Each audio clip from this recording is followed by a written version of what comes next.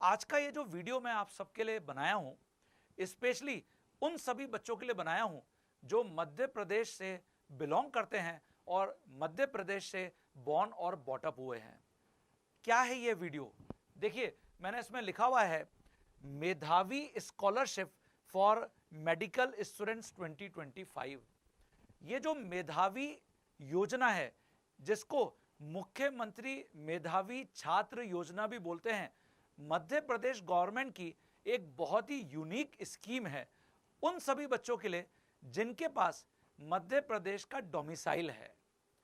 क्या यह योजना केवल नीट एस्पिरेंट्स के लिए नहीं बच्चों, जो भी बच्चे मध्य प्रदेश के हैं और क्लास 12 के बाद आगे कोई भी प्रोफेशनल कोर्स ज्वाइन करना चाहते हैं, वो चाहे इंजीनियरिंग का प्रोफेशनल कोर्स हो, वो चाहे मेडिकल का प्रोफेशनल कोर्स हो, वो चाहे चार्टेड अकाउंटेंट बनना हो, या फिर कोई भी और कोर्स, अगर वो प्रोफेशनल कोर्स है तो आपकी पूरी फीस मध्य प्रदेश सरकार, मध्य प्रदेश गवर्नमेंट उठाती है।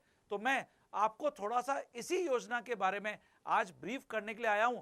अंत तक मेरे साथ इस वीडियो में जरूर बने रहिएगा। देखिए, इस स्कीम का नाम है मुख्यमंत्री मेधावी छात्र योजना।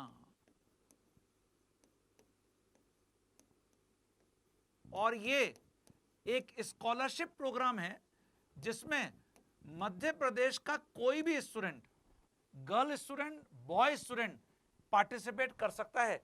सबसे पहली बात, आपके पास एमपी डोमिसाइल होना चाहिए।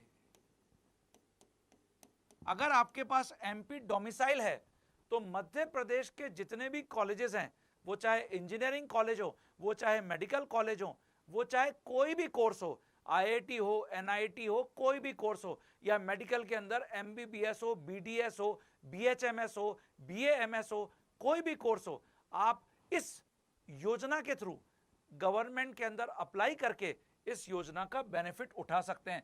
तो कौन कौन से स्टूडेंट इस योजना के लिए एलिजिबल माने जाएंगे? तो देखिए, सबसे इंपॉर्टेंट है ऑल कैटेगरीज, जितने भी कैटेगरीज हैं आप बच्चों की, चाहे वो जनरल कैटेगरी हो, ईडब्ल्यूएस कैटेगरी हो, ओबीसी कैटेगरी हो, एससी कैटेगरी हो, एसटी कैटेगरी हो, आप किसी भी कैटेगरी को बिलोंग करते हैं, आपको ये योजना आपको मिल सकती है। लेकिन इसके लिए कंडीशंस क्या हैं, ये बहुत इंपॉर्टेंट है बच्चों।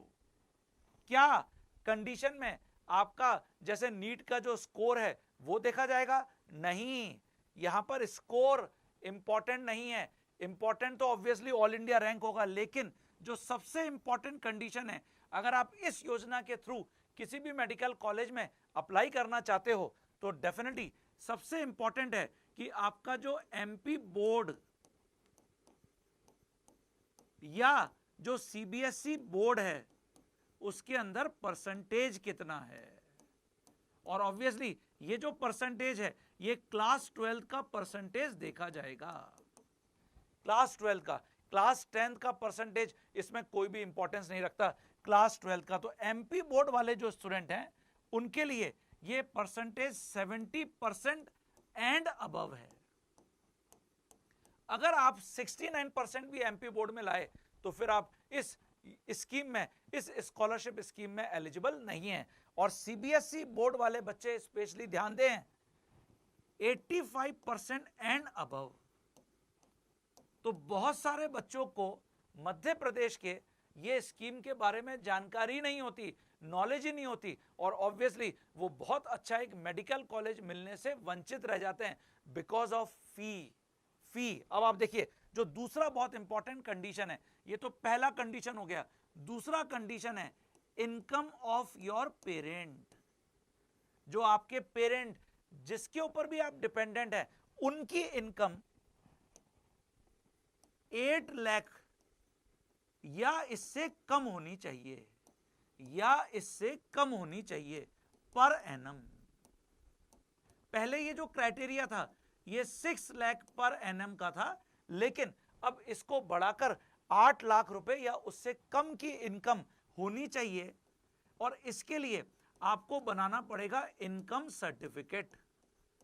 जिस पेरेंट के ऊपर भी आप डिपेंडेंट हैं, जो इनकम करते हैं, डेफिनेटली उनका इनकम सर्टिफिकेट आपको जनरेट करना पड़ेगा, प्रोड्यूस करना पड़ेगा। और जब आप इस योजना के लिए, इस स्कॉलरशिप स्कीम के लिए अप्लाई करेंगे, तो वहां पर आपको प्रोड्यूस करना पड़ेगा। इसके साथ साथ 3 इयर्स का जो पेरेंट है उनका इनकम टैक्स रिटर्न लगेगा। इनकम टैक्स रिटर्न, कई बच्चे इसमें पूछते हैं कि सर क्या 1 साल का इनकम टैक्स रिटर्न लगाने से काम चल जाएगा, 1 साल का ITR लगाने से काम चल जाएगा?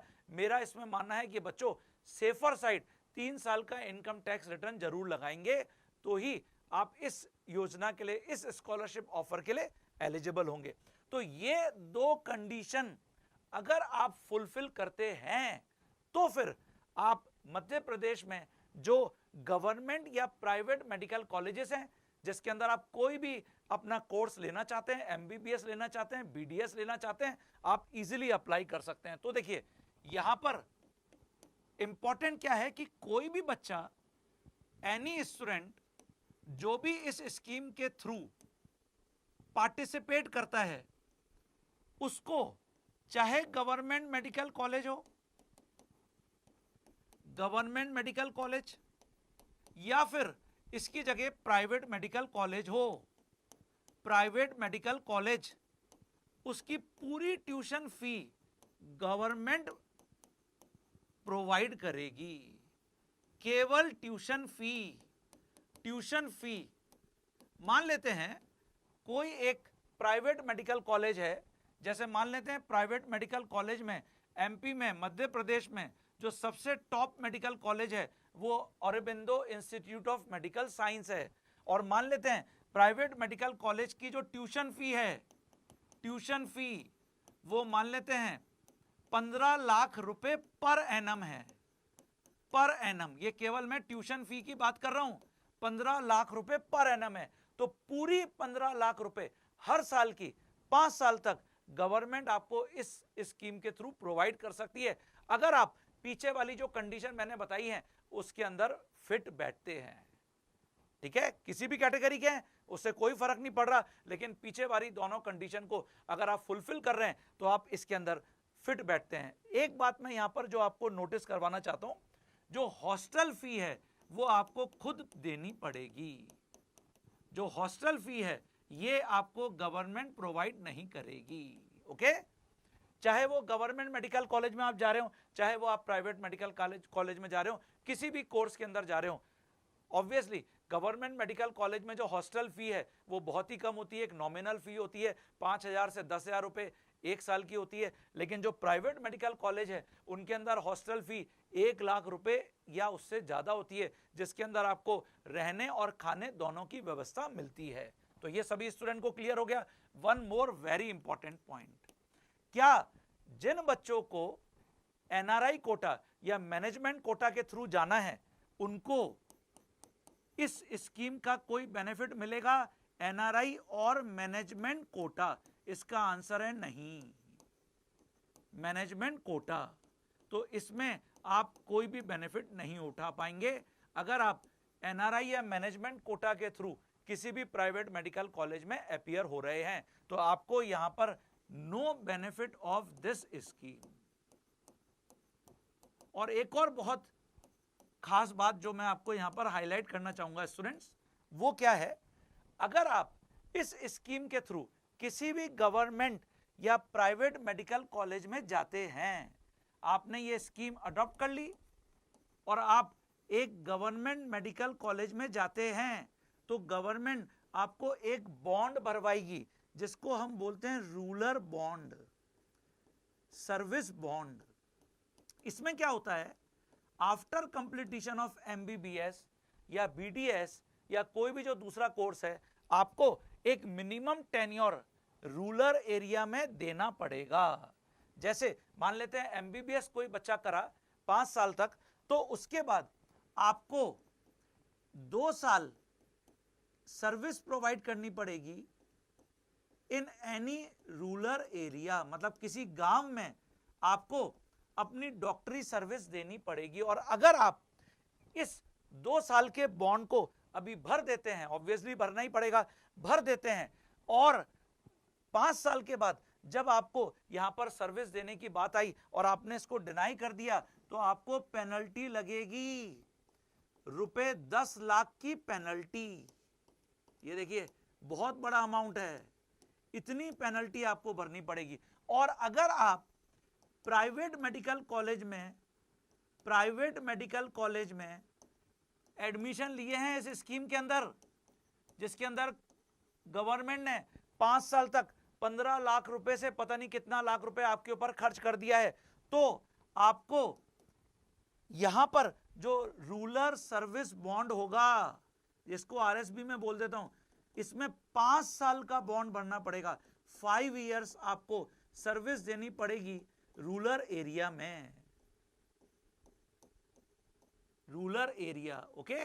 और अगर आपने ये बॉन्ड भरने के बाद आपने ये किसी भी तरीके से इस सर्विस को टर्मिनेट करने की कोशिश करी 5 साल से पहले, तो डेफिनेटली यहां पर आपको फिर एक बहुत बड़ी पेनल्टी भरनी पड़ेगी। ये देखिए, ये बहुत बड़ी पेनल्टी आपको भरनी पड़ेगी। और व्हाट इज दैट पेनल्टी?